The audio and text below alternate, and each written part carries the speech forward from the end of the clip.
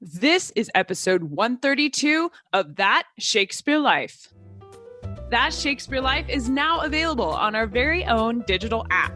This app works on your tablet, phone, or TV and lets you explore the history of William Shakespeare with exclusive content, interviews, and documentaries not available anywhere else. You can cook, dance, and play your way through the life of William Shakespeare, all without any commercials. Find out more at cassidycash.com/experience and stay tuned after the episode for even more details. Hi, I'm Toby Capwell, Curator of Arms and Armour at the Wallace Collection in London. Another great method for studying the life of William Shakespeare includes listening to this. It's That Shakespeare Life with my friend, Cassidy Cash.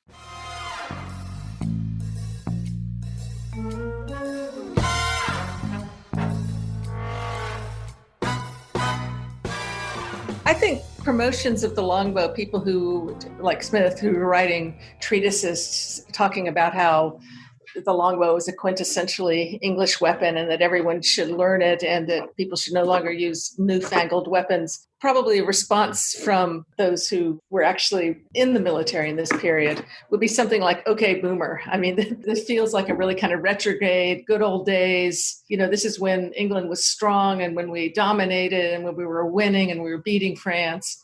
And if we could only just convince these effete youth who instead want to learn to fence and to play the lute, then we would be strong again. Welcome to That Shakespeare Life with Cassidy Cash. Cassidy believes that if you desire to successfully learn or perform Shakespeare's plays, then understanding the real life and history of William Shakespeare himself is a must. That Shakespeare Life is the podcast that helps you go beyond the curtain of some of Shakespeare's most iconic works and explore the world of early modern England as Shakespeare would have lived it, learning from the writers, historians, and performers who know it best. And now, here's Cassidy. In the late 1590s, as William Shakespeare was writing Henry V and the famous battle scene of Agincourt, there was a cultural battle going on between the older and younger generations of men in England concerning the use of the longbow. As Shakespeare staged Henry V, he did so with the obvious absence of the very longbows that are considered responsible for the English victory at the Battle of Agincourt. Similarly, Christopher Marlowe sidesteps the use of archery in his portrayal of Tamberlaine, when the real Tamberlaine was famous for his skills with a recurve, or an Eastern-style bow. These omissions are made even more striking when we consider that scholars and historians like John Smythe and Roger Ascham were writing treatises at this time, making a plea to the young men of England to take up the longbow once more in what they saw as the quintessentially English weapon to use. With an absence of teachers in the art of archery having been replaced by the booming fencing industry coming over from Italy at this time, these pleas to take up the longbow fell on deaf ears for the most of English young men who saw the sword as the more popular weapon of choice. Here to help us step into the moment when England was divided in their opinion about archery and young men were turning their sights on the sword, while older men went so far as to pass laws to try and save the dying art of using a longbow, we can see through the silences in Shakespeare's history plays, as well as those of his contemporaries, that the case for archery in Shakespeare's history plays, as well as those of his contemporaries, that the case for archery in early modern England demonstrates what Tribble describes as, quote, the intergenerational tensions and discords that arise from trying to bring together the mindset of the late medieval period into the very different mental universe of the Elizabethan period. Lynn joins us this week to help us explore this mental universe, as well as the cultural divide between archery and swords that existed for Shakespeare, and what we can learn from the obvious absences of the longbow in his plays. Lynn Tribble is professor of English at the University of Connecticut, where she has been since 2018. From 2003 to 2018, she was professor of English at the University of Otago in New Zealand. Her books include Cognition in the Globe, Attention and Memory in Shakespeare's Theatre, and Early Modern Actors and Shakespeare's Theatre, Thinking with the Body. She is currently working on an edition of Merry Wives of Windsor and on ecologies of skill in early modern England. Hello, Lynn. Welcome to the show. Hi, Cassidy. Thanks so much for having me. By the time Shakespeare was writing Henry V in 1599 or thereabouts, was the longbow still a mainstay in military operations, or had it been replaced by this time by more modern military technology? The longbow was definitely obsolete by the time Shakespeare was writing Henry V. It had actually been obsolete for nearly a century. It was in some ways semi-obsolete. Even for Agincourt, it was kind of almost a fluke. But the longbow's mainstay as a weapon of war was really the 14th century till very early 16th century. It's a fairly narrow window. It certainly was no longer useful as a war weapon at that stage. Clifford J. Rogers studied the English longbow development and wrote that the weapon was quite unique to England. He writes that, quote, the longbow proper, and that's what he calls it, quote, as developed in the early 14th century, was an exceptionally thick and long weapon, significantly taller than its user, with a draw weight of well over 100 pounds, end quote. Len, this description makes the longbow sound not only formidable, but extremely large and potentially hard to use. Please explain for us what the bowman using this weapon has to know and possess physically in order to be effective with a longbow. Yes, I found Clifford's description very apt, and it was extremely difficult to use. He actually often uses the term warbow to kind of differentiate an effective military technology in the 14th century of English archery from just archery, so just the longbow itself. To use a longbow effectively, you really had to be trained up from a child. The particular muscles you needed to use and the particular skill had to be developed from a very young age. In fact, there were laws in this period that mandated that households with children should have bows and arrows there, and that those children should be taught the art of archery. And the reason for this is that particularly war bows are extremely thick, and you have to develop the strength and the skill as your musculature develops. So boys would be given longbows that were as tall as they were or a little higher, and then they would kind of work themselves up as they mastered that bow. As they got taller, they would get a new bow. So they had to develop the strength, but also the skill. Longbows were most effective if you put your entire body into it. So rather than holding still the way one does with archery now and kind of pulling your arm back, you really had to lay into it with your body in order to have any kind of military effectiveness. So it was really a lifelong activity to develop true military prowess with the longbow. How long were the English longbows popular? You mentioned that they had become obsolete, even semi-obsolete by Agincourt. Did they get replaced as a popular weapon once Italian fencing came on the scene in London? I guess we'd want to differentiate between popular weapon for one's own skill and sport and military technology. So the longbow had become more or less obsolete militarily certainly by the time of Henry VIII, when you begin to get small guns and then long guns later on. These guns themselves were not necessarily that effective, but they didn't take a lot of skill to use, and they could be used in new forms of warfare, particularly if you were doing kind of guerrilla warfare or hiding behind battlements. That's much harder to do with archery. So on the one hand, there's this kind of military supersession of the longbow as a weapon. Then on the other hand, in terms of people wanting to vest their life's energies into mastering a particular weapon, fencing and swords were much more attractive, particularly among the more aristocratic young men or those who wanted to ape them. Learning the Italian rapier was extremely popular. There was also a native form of swordplay that was done more by plebeians, and there was a similar kind of argument about the fancy Italian rapier versus the English short sword as there was about whether people should continue to learn archery or not. Lynn writes in her article, Where Are the Archers in Shakespeare? That well into the 1590s, as Shakespeare was writing Henry V, and notably leaving longbows out of that play, that scholars like John Smythe were writing treatises trying to convince the nation to use the longbow again, but it was largely falling on deaf ears. One response to Smythe's treatise in particular refutes the idea of using longbows by saying that despite kings like Henry V, Edward III, and Henry VIII being honorable warriors, quote, had they known the terror, muskets, calivers, and pistols, they would have used the less bows, spears, and bills, end quote.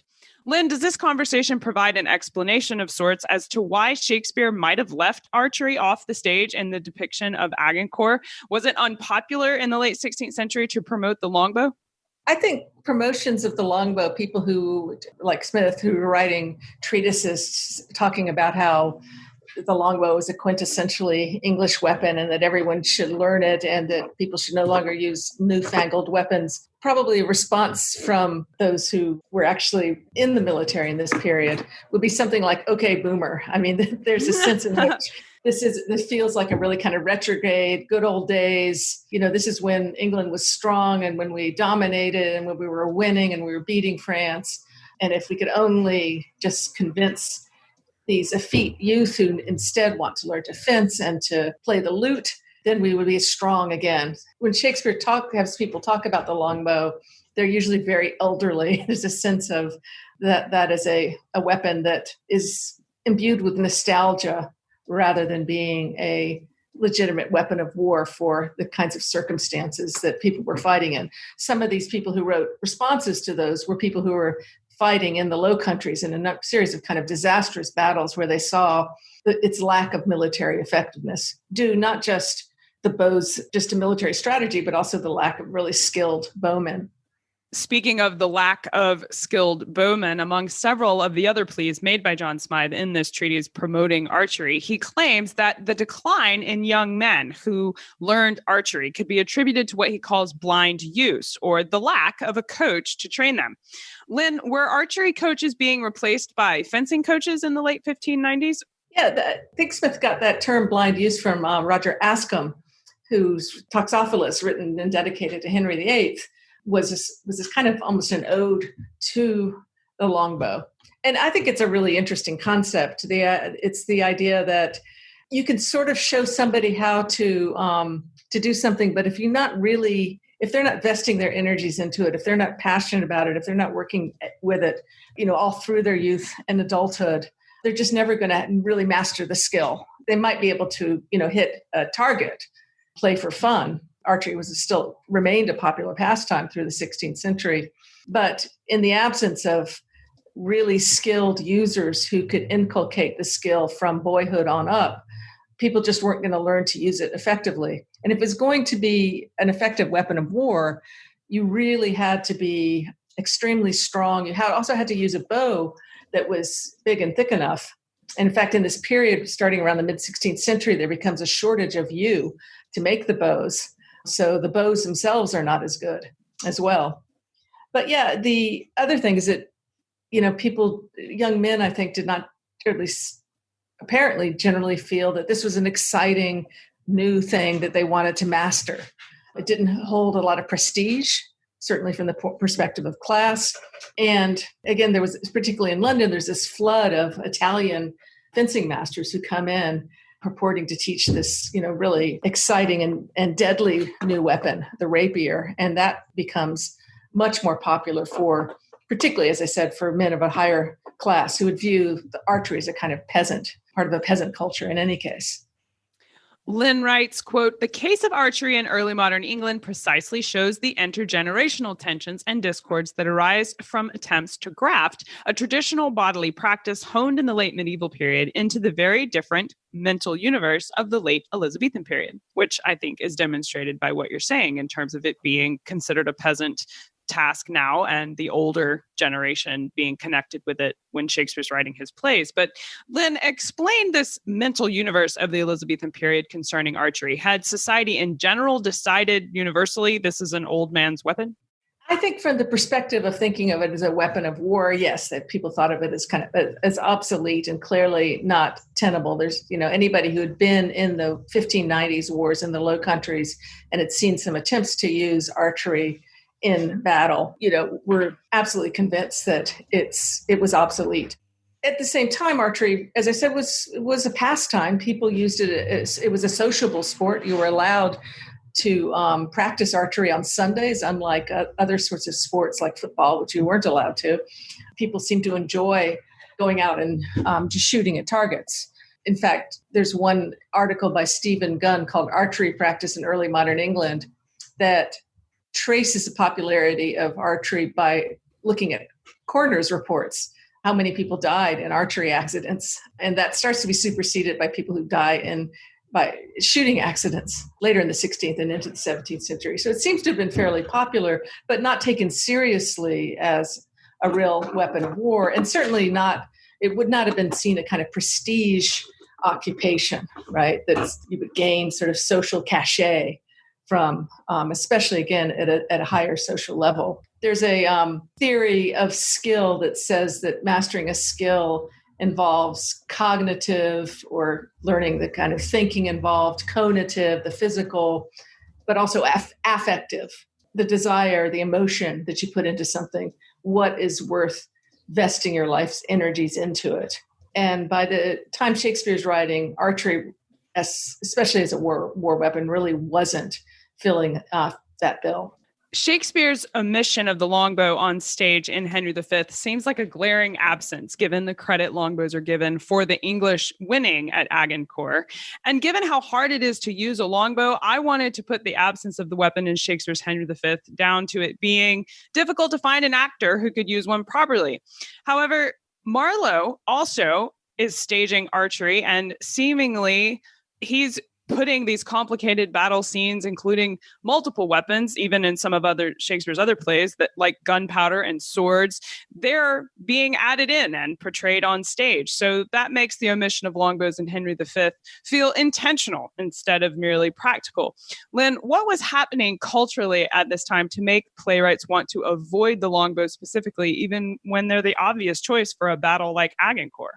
Yeah, that's a really interesting question.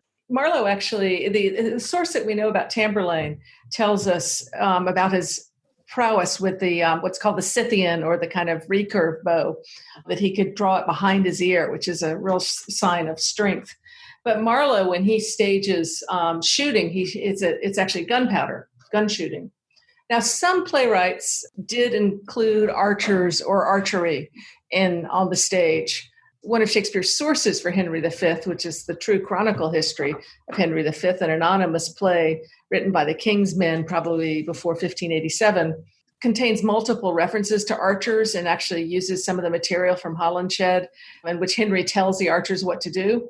Now, we don't know what actually happened on stage in that, because it just says, here is the battle. That's the entire stage direction for that battle. So who knows?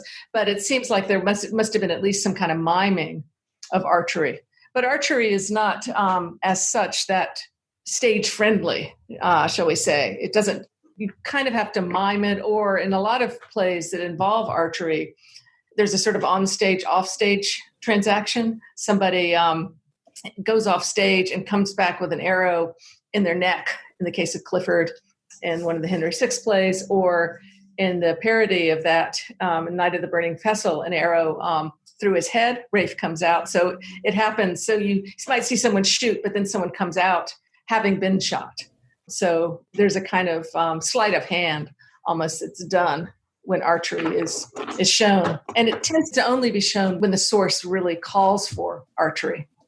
When I think about the realities of shooting a bow and arrow inside of a theater, even an open air theater like the Globe, I wonder if there were just realities about the performance spaces Shakespeare and his contemporaries were using that might have made it difficult, if not impossible, to perform a death by arrow shot on stage. It seems like it would pose a great danger to not only the actors, but the audience members that were there as well. Oh, yeah, absolutely. And, that in a way is kind of the obvious reason that you don't have archers. It doesn't explain why you don't refer to archers or, just have them appear on stage. Yeah, it's not a safe weapon to discharge. There's an edition of the Cambridge Titus Andronicus where arrows are apparently shot on stage, although they're kind of symbolic arrows. They have writing on them. And the illustration shows the actors shooting the arrows up over the top of the stage, the open air stage, into the fields beyond. But I really doubt that that's what happened. It doesn't seem very safe. So yeah, I think it almost would have been kind of managed or mimed. So yeah, there's certainly practical reasons. As I said, I think one of the things that makes the omission stand out in Shakespeare is that, in fact, Henry V often will tell us about things that we don't see on stage. The chorus is constantly telling us, look, if only we had, a whole world before us, you could see the battle played out. Instead, we're going to show it to you with 4 or 5 ragged foils. So even even in just describing what you're not going to see, there's no mention of archery, and that which would have been the act that would have been most associated with Agincourt. Everybody knew about Agincourt and the archers. Now, there are references in Shakespeare's plays to men who can be evaluated physically on whether or not they're able to, quote, draw a good bow. Now, we talked about how hard it is to pull a longbow and just the training that goes into teaching your muscles to even be capable of accomplishing the feat of shooting one of these accurately. So I want to ask, Lynn, would the ability to evaluate a person on sight as being or not being a longbow archer have complicated the use of longbow archers on stage in theater? Was it difficult to look the part? That's a really interesting question. I mean, longbowmen were known to be quite tall. And, so you'd have to have a kind of big strapping fella. On the other hand, if you were simply miming or, just pulling a bow on stage, I think people would have recognized good form in that because they'd see that enough. So I don't know that would have been in itself impossible. Another way of looking at it is, what are the affordances of other forms of combat on stage? For instance, you're clearly not, even replicating shooting an arrow. It's obvious it has to be kind of mimed. Whereas if you instead do a sword fights, or if you set off gunpowder and explosions, both those things, they're spectacular. Sword fights are really fun to watch. And they also make a lot of noise, and they kind of stand in for battles. And, they make you think you're really in a battle in a way that just pretending to loose an arrow isn't necessarily going to do.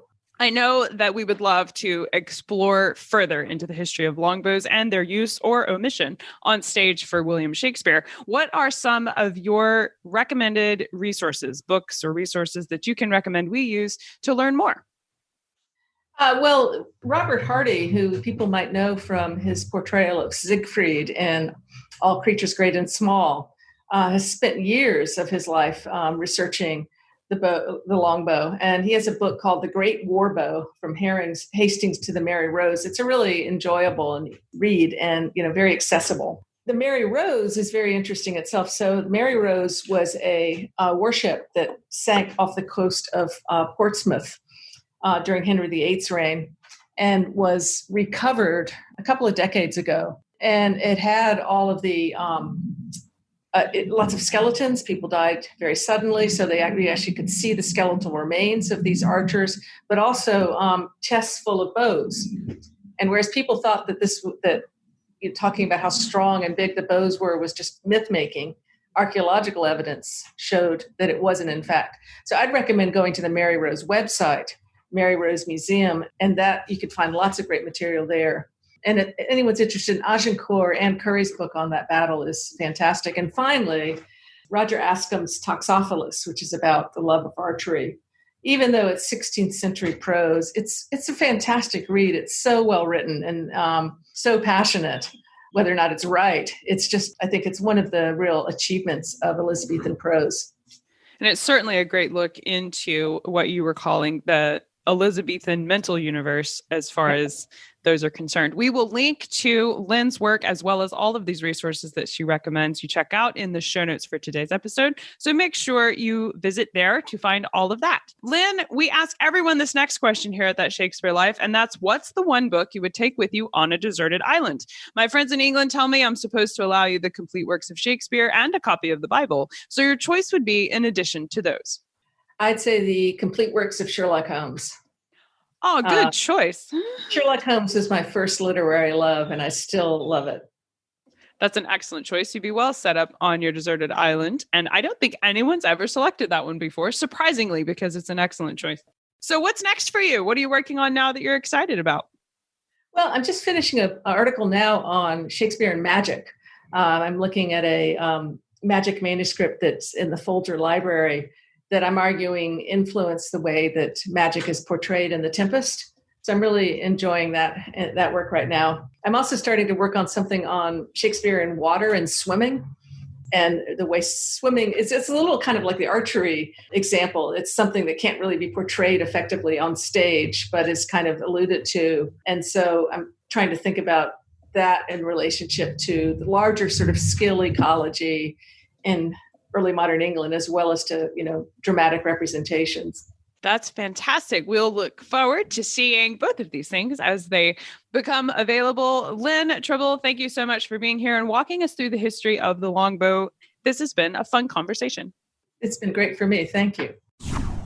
Find links to the resources mentioned in today's episode, and especially the museum archives at the Mary Rose, where you can see images and other archaeological footage related to the longbow, along with Lynn's article that is a great resource on this topic as well, all packed in with even more Shakespeare history at cassidycash.com/episode 132. That's cassidycash.com/EP132. How would you like to see the video of this week's interview? You can watch this interview as well as other exclusive interviews not available anywhere else right inside That Shakespeare Life app. That's right! That Shakespeare Life is now streaming on our very own digital app. We are very excited to make this available, and not only can you stream podcast episodes anywhere you go, but the app contains exclusive content like activities, games, documentary shorts, expert interviews, and animated plays, all free from ads and available anywhere you might be. You can learn Shakespeare's history from the experts who know him best while you're in the carpool line, cooking dinner, or even while you're working out. Take Shakespeare history with you wherever you go, all without any commercials. Download the app now at cassidycash.com/experience. That's cassidycash.com/experience. That's it for this week. Thank you for listening. I'm Cassidy Cash, and I hope you learned something new about the Bard. I'll see you next week. Bye-bye. Thank you for listening to That Shakespeare Life. As always, the best conversations happen after the episode over at CassidyCash.com. Become a part of a vibrant Shakespeare conversation by adding your voice over at the website. Until next time, remember, when you want to know William Shakespeare, you have to go behind the curtain and into That Shakespeare Life.